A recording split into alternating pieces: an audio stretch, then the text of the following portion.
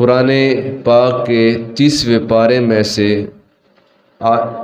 سورہ التکویر جو کہ 81 نمبر سورہ ہے، اس کی ابتدائی 14 آیات بینات کی تلاوت کا شرف حاصل کیا ہے۔ اس سورہ مبارکہ میں اللہ رب العالمین نے 2 مضمون بیان فرمائے: وقوع قیامت اور رسالت۔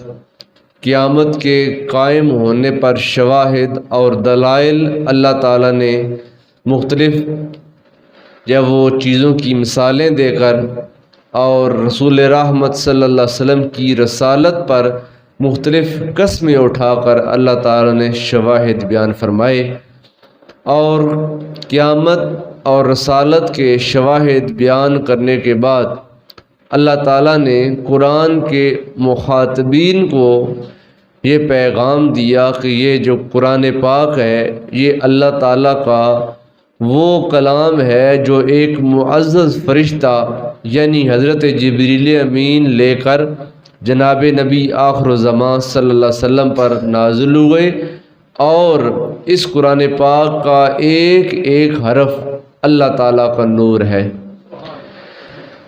رب ذوالجلال نے قرآن پاک میں سورہ التکویر کا آغاز کرتے ہوئے ارشاد فرمایا: اذا الشمس کورت، فرمایا اے لوگو اس وقت کو یاد کرو جب سورج کو لپیٹ دیا جائے گا۔ وَإِذَا النُّجُومُ انقَدَرَتْ، اور اس وقت کو یاد کرو جب ستارے بکھر جائیں گے۔ وَإِذَا الْجِبَالُ سُيِّرَتْ، اور اس وقت کو یاد کرو جب پہاڑوں کو اکھیڑ دیا جائے گا۔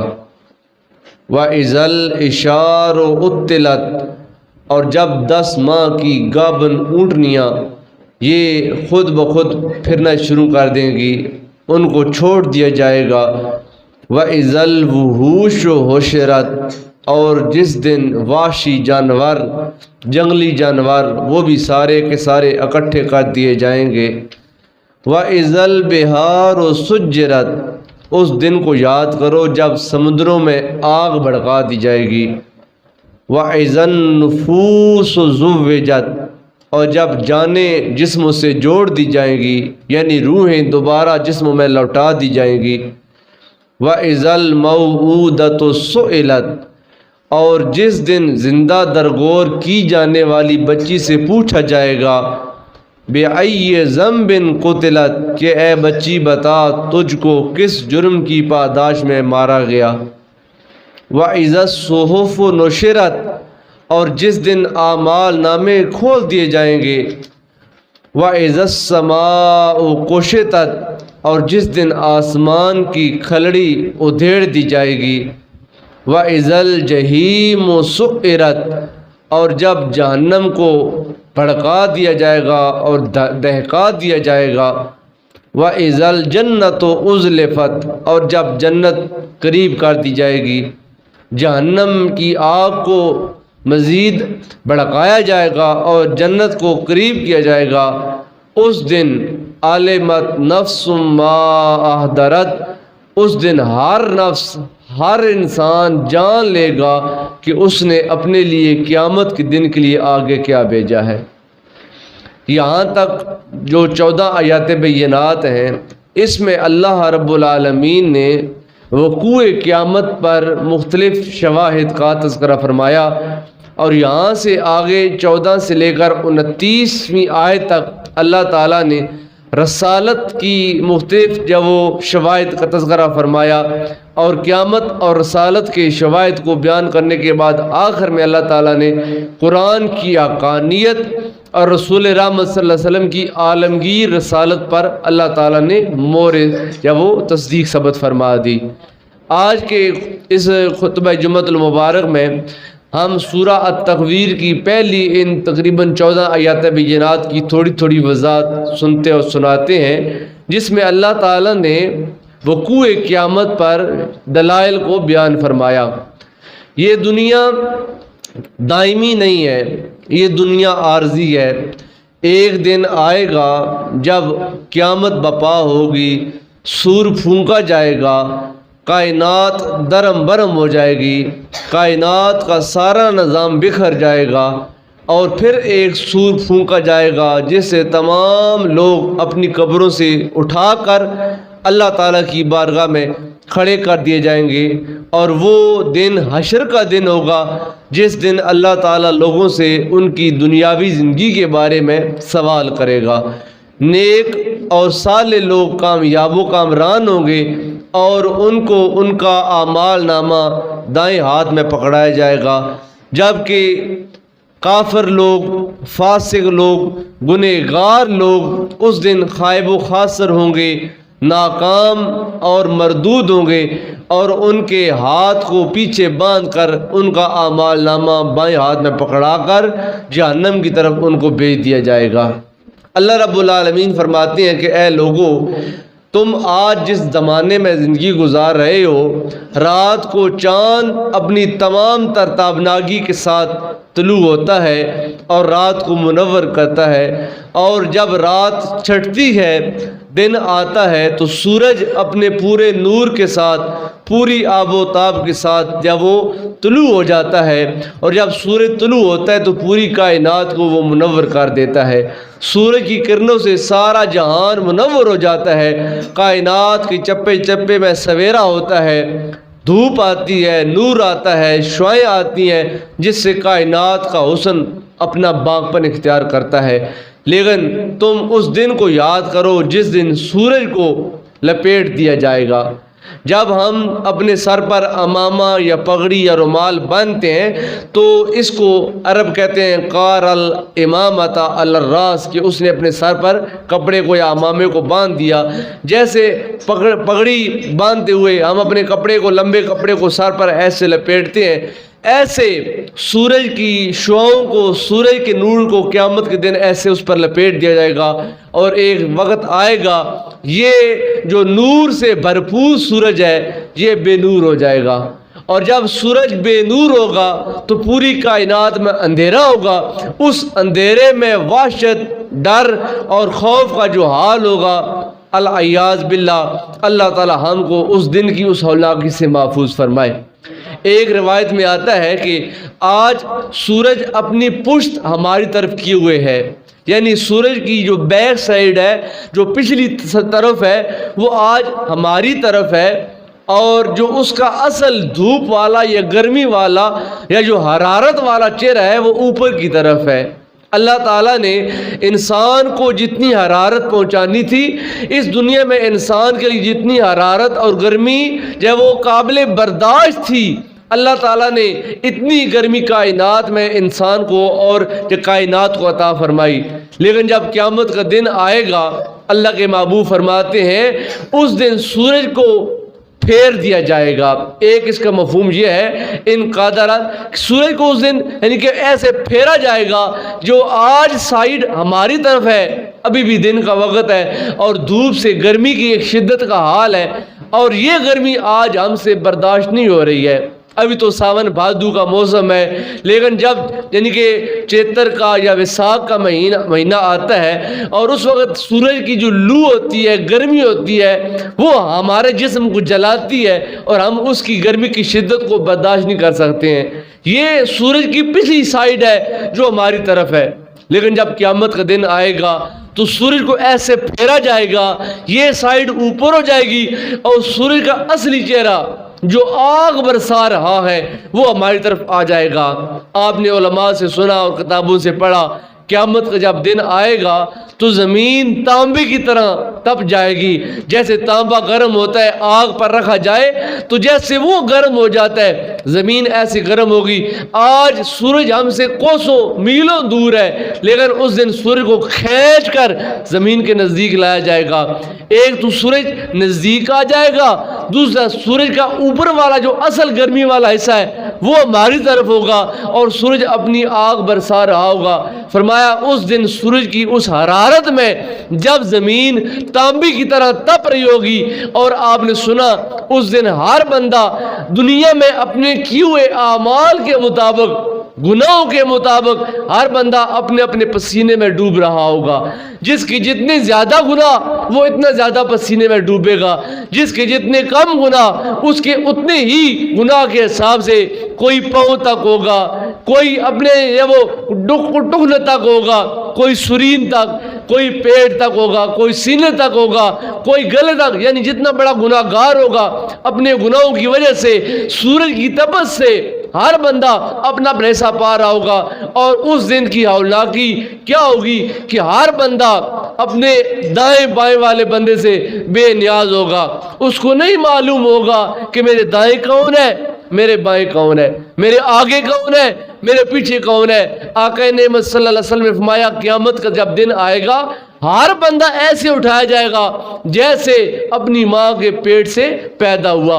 जब हम अपने जब वो मरहूमीन को दफन करते हैं तो हम उनको दो चादरों के अंदर लपेट कर और यानी एक लिफाफे में और उसको कमीज़ में हम लपेट कर जब वो कब्र में दफन कर देते हैं। लेकिन जब सूर फूंका जाएगा, क़यामत का दिन आएगा, तो ये कफन यहाँ पर ही रह जाएंगे।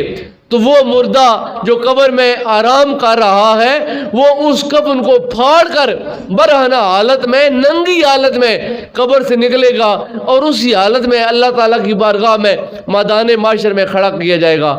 हुजूर ने फरमाया जैसे माँ के पेट से बच्चा आता है ऐसे ही क़यामत के दिन खड़ा किया जाएगा। उम्मुल मोमिनीन हज़रत सय्यदा आयशा सिद्दीक़ा रज़ियल्लाहु ताला अन्हा पास तशरीफ़ फरमाती, हैरत के मारे आपने ऐसे मुंह पर हाथ रख लिया, कहा या रसूल अल्लाह, क्या उस दिन उनको शर्म नहीं आएगी, हया नहीं आएगी कि वहाँ पर मर्द भी बर ना होंगे, औरतें भी बर ना होंगी, सारे लोग बर ना हालत में अल्लाह की बारगाह में जब उठाए जाएंगे तो क्या हया नहीं होगी। फरमाया आयशा उस दिन हर बंदा अपने हाल में ऐसे गर्क होगा कि उसको एहसास ही नहीं होगा कि मेरी माँ सामने है या मेरा बाप सामने है, मेरे दाएं कौन है, मेरे बाएं कौन है, मेरे आगे पीछे कौन है। हर बंदा उस दिन अपने दुनिया में किए हुए आमाल के लिहाज से अपने पसीने में गर्क हो रहा होगा और उस दिन उसको नहीं मालूम होगा कि मेरे दाएं बाएं कौन है। फरमाया उस दिन को याद करो ए दुनिया की जिंदगी पर भरोसा करने वालों और दुनिया को ही अपना सब कुछ समझने वालों और दुनिया कमाते कमाते आखिरत को भूल जाने वालों, ए गाफिल इंसानों, उस दिन को याद करो जब सूरज को लपेट दिया जाएगा। व इज़न नुजूमुन क़दरत, और जिस दिन तमाम सितारे बिखर जाएंगे।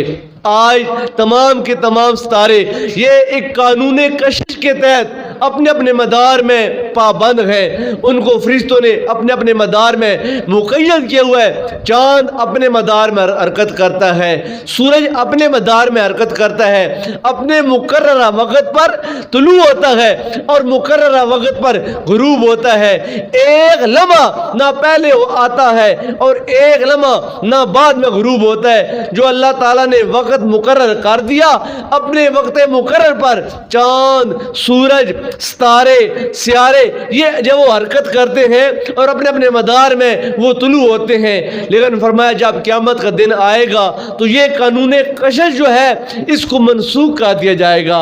ये जो आसमान पर रात को सितारों की एक जो पूरी कायनात आबाद होती है, ये सारे के सारे सितारे ऐसे बिखरेंगे जैसे हवा में कोई इनके ज़र्रात बिखरते हैं। फरमाया ये तमाम के तमाम आसमान पर तुलू होने वाले और ज़ाहिर होने वाले सितारे ये सारे के सारे बिखर जाएंगे। गोया अजराम फल्की का सारा निज़ाम ही दरम बरम हो जाएगा। व इज़ल जिबालो सुय्यरत, और ए इंसानों उस दिन को याद कर लो जिस दिन तमाम के तमाम पहाड़ उनको उखेड़ दिया जाएगा।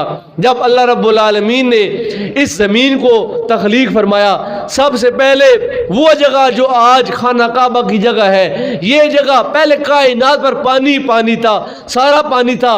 फिर अल्लाह ताला की मंशा, मर्जी और कुदरत के मुताबिक वो पानी वहाँ से झाग की शक्ल इख्तियार करता है और फिर वो झाग خشک ہوتی ہے، پھر وہ خشک ہوتی ہوتی چاروں طرف پھیلنا شروع کر دیتی ہے۔ وہاں سے اللہ رب العالمین نے زمین کو تخلیق کرنے کا آغاز فرمایا۔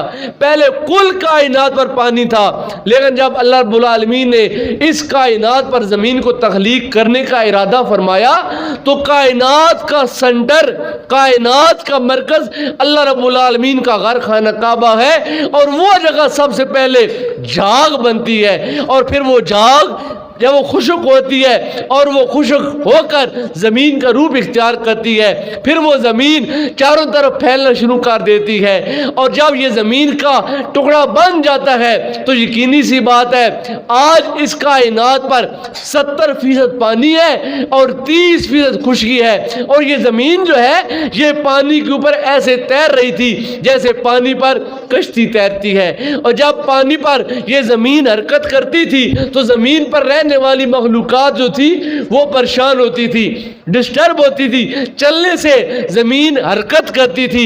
تو اللہ رب العالمین نے زمین کو ساکن کرنے کے لیے، زمین کو اللہ تعالیٰ نے جامد کرنے کے لیے، روکنے کے لیے اللہ تعالیٰ نے پہاڑوں کو تخلیق فرمایا، اور یہ پہاڑ زمین پر بطور میخ گاڑے گئے، جیسے ہم دیوار میں یا لکڑی میں کیل گاڑتے ہیں، میخیں گاڑتے ہیں، اور جب کیل اور میخ گاڑ دی جاتی ہے تو وہ چیز رک جاتی ہے۔ یہ دروازے جو ہم اپنے گھروں میں لگاتے ہیں، یہ دروازے ویسے تو کھڑے نہ ہو اگر اس دروازے میں کیل یا میخیں نہ گاڑی جائیں۔ اس دروازے کو روکنے کے لیے کیل کا لگنا ضروری ہے، چھت نہ ٹھہرتے اگر اس چھت میں کیل یا میخیں نہ گاڑی جاتی۔ ایسے ہی زمین کو روکنے کے لیے اللہ رب العالمین نے جو بڑے بڑے کیل اور بڑی بڑی میخیں تجویز فرمائیں وہ فلک بوز پہاڑ تھے۔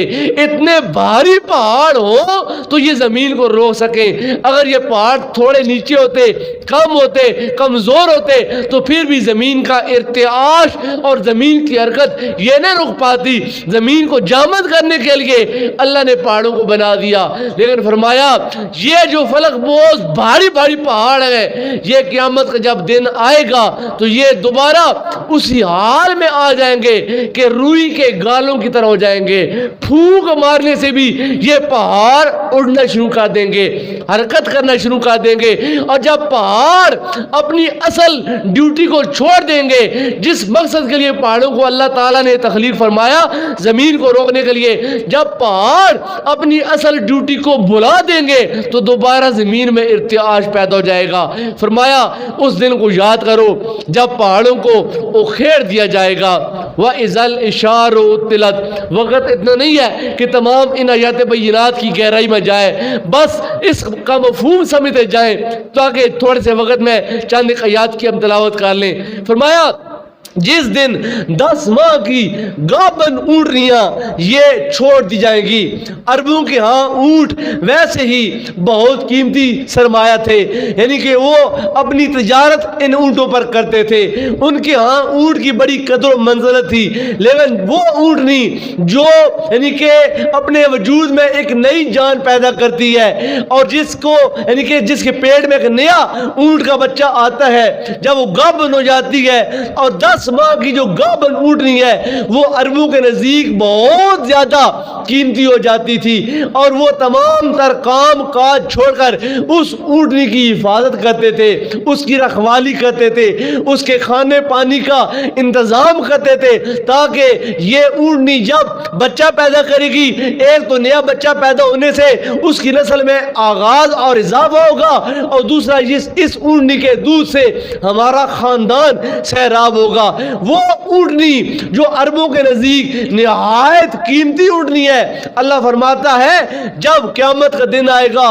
تو 10 ماہ کی یہ گابن اونٹنیاں ایسے چھوڑ دی جائے گی کہ لوگوں کو اپنی ان قیمتی اونٹنیوں کی بھی کوئی فکر نہیں ہوگی۔ آج کے اس جدید دور میں آپ اپنے اس دور میں اس اونٹنی کو آج کی مرسڈیز سے مشابہت دے لیں، پراڈو سے مشابہت دے لیں، اپنے جہازوں سے، اپنی جو قیمتی قیمتی گاڑیوں سے مشابہت دے لیں کہ آج ہماری یہ لاکھوں اور کروڑوں کی یہ قیمتی گاڑیاں جب قیامت کا دن آئے گا تو ہم کو اپنی جان کی پڑی ہوگی، ہم کو ان گاڑیوں کی اور املاک کی، اپنے گھروں کی، اپنی جائیداد کی کوئی فکر نہیں ہوگی۔ فرمایا دنیا پر تو 10 ماہ کی گاہ بنوٹنی بڑی قیمتی ہوگی، لیکن جب اس کائنات میں ارتعاش آئے گا، حرکت آئے گی، یہ زمین پر کبھی تاری ہوگی، یہ زمین جب حرکت کرے گی اور قیامت کے آثار نمودار ہوں گے، لوگ خوف و ہراس میں ہوں گے، تو اس خوف و ہراس میں لوگوں کو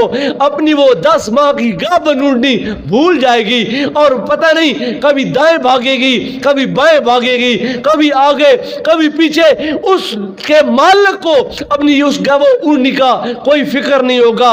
پھر آگے فرمایا وَإِذَا الْوُحُوشُ حُشِرَتْ، یہ سورہ التکویر ہے، قرآن پاک کی 81 نمبر سورہ مبارکہ 30واں پارہ ہے۔ اس کی ابتدائی 14 آیتوں میں اللہ رب العالمین نے وقوع قیامت کے چند شواہد کا تذکرہ فرمایا۔ یہ تمام کام ہوں گے جب قیامت آئے گی، تو اس دن سورج کو لپیٹ دیا جائے گا۔ جب قیامت آئے گی تو یہ اجرام فلکی، چاند، سورج، ستارے اور سیارے یہ سب بکھر جائیں گے۔ یہ بڑے بڑے آسمان کو چھونے والے پہاڑ یہ ایسے ہو جائیں گے جیسے دھنکی ہوئی روئی ہوتی ہے، ایسے بے جان ہو جائیں گے۔ اور جس دن جب وہ انسانوں کی قیمتی جانور 10 ماہ کی اونٹنیاں وہ ایسے آزاد پھریں گی گویا ان کا مالک ہی کوئی نہیں ہے۔ پھر آگے فرمایا وَإِذَا الْوُحُوشُ حُشِرَتْ، جس دن وحشی جانور ان کو اکٹھا کر دیا جائے گا۔ وحشی جانور وہ جو انسانوں سے مانوس نہیں ہے، چیتا ہے، شیر ہے، اور جو جنگلی جانور ہیں جو چیر پھاڑنے والے ہیں جو ہمارے گھروں میں رہتے ہیں، یہ پالتو جانور ہے، یعنی بکری ہے ہمارے گھر میں رہتی ہے، کتوں کو ہم پال لیتے ہیں، ان کو سدھار لیتے ہیں، بلی ہمارے گھر رہتی ہے، ہم سے مانوس ہو جاتی ہے، یہ گائے ہے، یہ بھینس ہے، ہماری بھیڑیں بکریاں ہمارے پالتو جانور ہیں۔ اور وحشی جانور جو جنگلوں میں رہتے ہیں، جو انسانوں کے دشمن ہیں اور جو بدکتے ہیں اور جو بھاگتے ہیں اور پھر بھاگ کر کبھی گھبرا کر انسان پر حملہ کر دیتے ہیں۔ فرمایا تم زمین پر کبھی نہیں دیکھو گے شیر اور بکری ایک ساتھ نہیں تم دیکھ پاؤ گے۔ کیوں؟ جب بھی بکری سامنے آئے گی شیر اس پر حملہ کر دے گا۔ انسان اور سانپ کو ایک ساتھ نہیں دیکھو گے، جہاں پر بھی انسان کو سانپ نظر آئے گا یا انسان سانپ کو مار دے گا، اگر سانپ کا بس چلے تو انسان کو ڈس دے گا، لیکن جب قیامت کا دن آئے گا انسان تو انسان رہے، پالتو جانور تو پالتو جانور رہے۔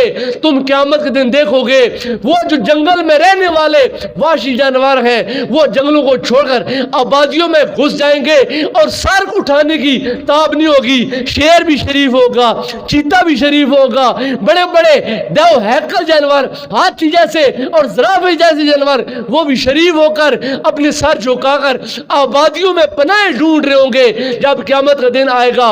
وَإِذَا الْوُحُوشُ حُشِرَتْ، یہ وحشی جانور یہ بھی اکٹھے کر دیے جائیں گے۔ وَإِذَا الْبِحَارُ سُجِّرَتْ، اور جس دن جب وہ سمندروں میں آگ لگا دی جائے گی۔ اس آیت کا مفہوم سمجھنے کے لیے بڑا دماغ چاہیے۔ پانی آگ بجھانے کے کام آتی ہے۔ جب آگ کہیں لگتی ہے تو فائر بریگیڈ کو بلایا جاتا ہے۔ فائر بریگیڈ وہ ادارہ جن کے پاس پانی کا ایک ذخیرہ ہوتا ہے اور ان کے پاس جو جدید مشینری ہوتی ہے اور ایک پریشر کے ساتھ پانی وہ آگ پر مارتے ہیں تو جب آگ ختم ہو جاتی ہے، آگ بجھ جاتی ہے۔ آگ جب لگتی ہے تو پانی کے ساتھ آگ ختم کی جاتی ہے، لیکن قرآن پاک کی یہ آیت انسان کو جھنجھوڑ کر رکھ دیتی ہے اور انسان کے عقل کے دروازوں پر دستک دیتی ہے۔ انسان ذرا غور کر، اس قرآن کی آیت پر ذرا تدبر کر۔ اللہ فرماتا ہے وَإِذَا الْبِحَارُ سُجِّرَتْ، جس دن جب وہ سمندروں کو آگ لگا دی جائے گی، ایک گلاس پانی کا رکھیں، اس پر آپ آگ لگانا شروع کر دیں، ایک دیا سلائی، ایک تیلی لے، اس کو جلائیں، پانی کے نزدیک کریں، جو ہی وہ دیا سلائی پانی کے ساتھ ٹچ ہوتی جائے گی دیا سلائی ختم ہو جائے گی، اس کی آگ بجھ جائے گی. کیوں؟ جو ہی پانی کے نزدیک آئے گی آگ ختم ہو جائے گی. آپ ایک نہیں 1,00,000 دیا سلائی جلا لیں، ایک گلاس پانی کو آپ آگ نہیں لگا پائیں گے، آپ آگ پانی کو نہیں لگا پائیں گے. لیکن جب قیامت کا دن آئے گا اللہ تعالیٰ اپنی شان قدرت کے ساتھ پانی کو آگ لگائے گا. کیسے؟ حضور سیدی ضیاء الامت پیر محمد کرم شاہ صاحب الازہری رحمۃ اللہ تعالی علیہ، آپ نے ضیاء القرآن میں اس سورہ تکویر کی آیت نمبر 6 کے حاشیے میں لکھا ہے، فرمایا تعجب اس بات سے نہیں ہے کہ پانی کو آگ کیوں نہیں لگتی، یعنی کہ جب پانی کو آگ کیسے لگے گی، تعجب اس بات پر نہ کرو جو قرآن کہتا ہے کہ پانی کو آگ لگا دی جائے گی، سمندروں کو آگ لگا دی جائے گی. تعجب اس بات پر نہیں ہے کہ کیسے آگ لگے گی، تعجب اس بات سے ہے کہ پانی کو آگ یعنی کہ پانی جو ہے وہ آگ کو بجھا کیسے دیتا ہے. کیوں؟ فرمایا کہ جو پانی ہے یہ 2 گیسوں کے ساتھ بنتا ہے، ایک ہائیڈروجن ہے اور ایک آکسیجن ہے. جو سائنس کے طلباء ہیں وہ جانتے ہیں پانی کا جو فارمولہ ہے طبی وہ کیا ہے، H2O ہے، یعنی کہ ہائیڈروجن کا 2 حصے اور آکسیجن کا 1 حصہ، یہ 2 گیسیں ملتی ہیں تو پانی بن جاتا ہے. حضور سیدی ضیاء الامت نے لکھا، فرمایا یہ جو 2 گیسیں ہیں ان 2 گیسوں میں جو ایک گیس ہے وہ بھڑکانے والی گیس ہے، یعنی کہ آگ بھڑکانے کے کام آتی ہے. ایک گیس وہ ہے جو بھڑکانے والی ہے اور دوسری گیس وہ ہے جو اس پہلے عنصر کو لے کر بھڑک اٹھتی ہے. تو چاہیے تو یہ تھا کہ ہائیڈروجن اور آکسیجن یہ دونوں گیسیں مل کر یکدم ایک آگ کا لاوا بن جاتی، یکدم ایک آگ کا شعلہ بن جاتی. لیکن اللہ رب العالمین نے کائنات پر بسنے والی تمام مخلوقات کے لیے پانی کا انتظام کرنا تھا. اللہ تعالیٰ نے انسانوں کے لیے پانی پیدا کرنا تھا، حیوانوں کے لیے پانی پیدا کرنا تھا. اللہ تعالیٰ نے نباتات کے لیے، جنگلات کے لیے، ہمارے درختوں کے لیے پانی پیدا کرنا تھا. تو اللہ تعالیٰ نے اپنی قدرت کا اظہار کیا. وہ رب چاہتا تو کلمہ کن سے پانی بنا دیتا، لیکن انسان کو اپنی طاقت دکھائی کہ انسان وہ 2 گیسیں جو مل کر آگ بنتی ہیں، میں علی کل شیء قدیر ہوں، میں نے ان 2 گیسوں کو ملا کر اپنی مخلوق کے لیے پانی بنا دیا ہے. اور ان 2 گیسوں کو حکم دے دیا کہ جب تک قیامت قائم نہیں ہوتی ہے، صبح یعنی کہ پہلے دن سے لے کر تا قیامت تمہاری ڈیوٹی یہ ہے، تم دونوں نے مل کر پانی بناتے رہنا ہے تاکہ میری مخلوق سیراب ہوتی رہے. آج روئے کائنات پر 70% پانی ہے، 30% خشکی ہے. گویا کہ 30% خشک جگہ ہے جس پر انسان بس رہے اور 70% انسان کے آس پاس پانی ہے. لیکن جب قیامت کا دن آئے گا اللہ رب العالمین اپنا یہ جو حکم ہے ہائیڈروجن اور آکسیجن کو کہ تم مل کر پانی بنو، اس حکم کو منسوخ کر دے گا اور ان 2 گیسوں کو حکم دے گا جو تمہارا اصل کام ہے آج اپنا اصل کام دکھاؤ. ہائیڈروجن اور آکسیجن مل کر آگ بنتی تھی، اللہ نے ان دونوں کو ملا کر پانی بنا دیا. فرمایا جب قیامت کا دن ہوگا، جب قیامت کا دن آئے گا، اللہ تعالیٰ کائنات پر 70% تمام سمندروں میں وہ بہنے والا پانی، تمام دریاؤں میں بہنے والا پانی، تمام ڈیمز میں اندر جمع شدہ پانی، تمام تالابوں میں اور تمام تر جرم میں جتنا بھی پانی ہوگا اس کو یکدم حکم دے گا، اے پانی آگ میں تبدیل ہو جا. کیونکہ جب وہ گیس سے مل کر تو پانی بنا ہے، وہ گیس در حقیقت آگ بنانے کے لیے میں نے پیدا فرمائی تھی. اور جب اللہ کا حکم آئے گا، قیامت کا دن ہوگا، سورج سوا نیزے پہ آ جائے گا اور یہ 70% پانی یکدم اپنی حیثیت تبدیل کر کے آگ بن جائے گا. انسان اس ہولناک منظر میں ذرا تصور کر، جب تو برہنہ حالت میں خدا کی بارگاہ میں اٹھایا جائے گا اور تو سے تیرے دنیا کے اعمال کے بارے میں سوال کیا جائے گا، بتا تو خدا کی بارگاہ میں کیسے حاضر ہو پائے گا اور اس دن کا تو کیسے مشاہدہ کرے گا. اللہ کے محبوب نے فرمایا وہ دن تو بڑا سخت دن ہے، وہ دن تو بڑا ہولناک دن ہے. وہ ماں جس نے تجھ کو 9 ماہ اپنے پیٹ میں اٹھا کر رکھا، وہ ماں تجھ سے بھاگے گی. وہ باپ جو تیرے لیے دن رات محنت کرتا ہے, مزدوریاں کرتا ہے, اپنے آپ کو تھکاتا ہے, میرے بیٹے کا مستقبل بن جائے, میرے بیٹے کی زندگی بن جائے, میرے بیٹے کا نام بن جائے, وہ باپ بھی بیٹوں سے بھاگے گا. ماں اور باپ کا پیار فطری ہے, بہن اور بھائی کا پیار فطرتی پیار ہے, قدرتی پیار ہے, نیچرل ہے. یہ تمہارے قریبی, یہ تو بھاگیں گے. الاخلاء یومئذ بعضهم لبعض, فرمایا تمہارے جگری یار وہ تمہارے دشمن بن جائے گے. اس دن کون کام آئے گا؟ فرمایا وہ کام آئے گا جس کے ساتھ تم نے اللہ کی رضا کے لیے پیار کیا ہوگا. اللہ کے محبوب نے فرمایا اس ہولناک دن میں جب قیامت کی یہ تمام تر ہولناکیاں تم دیکھو گے, اس ہولناک دن میں 7 طرح کے لوگ ایسے ہوں گے جن کو رب اپنے عرش کا ٹھنڈا سایہ نصیب فرمائے گا.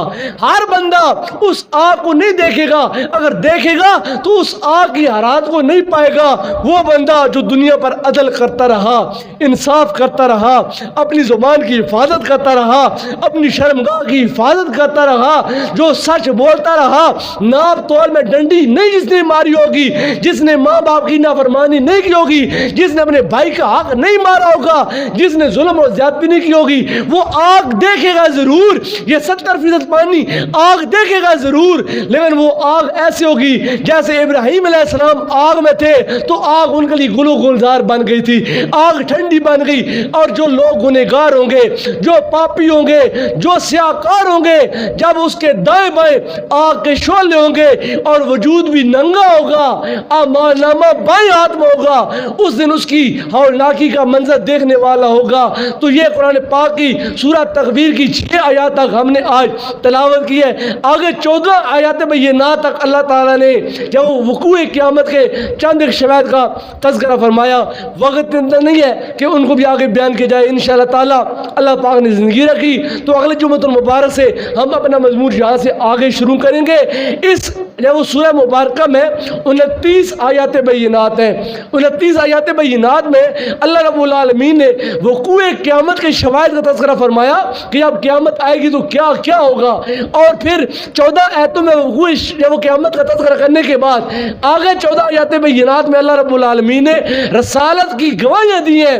اللہ تعالیٰ نے اپنے محبوب کو جو کائنات میں مبعوث فرمایا, اور مکہ والے کافر کہتے تھے کہ یہ محمد خود گھڑ کے قرآن لے آتا ہے. اللہ تعالیٰ نے قرآن کی صداقت کے لیے گواہیاں دی ہیں. فرمایا ستاروں کی قسم ہے, مجھے چاند کی قسم ہے, مجھے زمین کے فلاں فلاں کام کی قسم ہے, یہ میرا سچا رسول ہے, اور اس کے پاس ایک عزت والا فرشتہ یعنی جبریل یہ قرآن لے کر آیا ہے. تو اللہ تعالیٰ نے وقوع قیامت اور وقوع رسالت کے ساتھ ساتھ قرآن کی حقانیت کا تذکرہ کیا ہے. اور یہ 29 آیات بینات پڑھ کر اور سن کر ایک ایماندار بندہ اپنا محاسبہ کر سکتا ہے اور اپنی عاقبت اور آخرت کی راہیں آسان کر سکتا ہے. اللہ تعالیٰ کی بارگاہ میں دعا ہے اللہ تعالیٰ مجھ کو اور آپ سب کو قرآن پاک کا فہم نصیب فرمائے. یہ قرآن جو صحیفہ رشد و ہدایت ہے, جو اللہ تعالیٰ کا ایک پیغام ہے, اور اس پیغام کے مخاطبین تمام اہل ایمان ہیں. ہم سارے اس قرآن پاک کے مخاطب ہیں. اللہ ہم سب کو قرآن کا فہم نصیب فرمائے, اور اس کلام خدا میں جو احکامات اللہ تعالیٰ نے انسانوں کے لیے رکھے اللہ تعالیٰ سمجھ کر مجھ کو اور آپ سب کو عمل کی توفیق عطا فرمائے.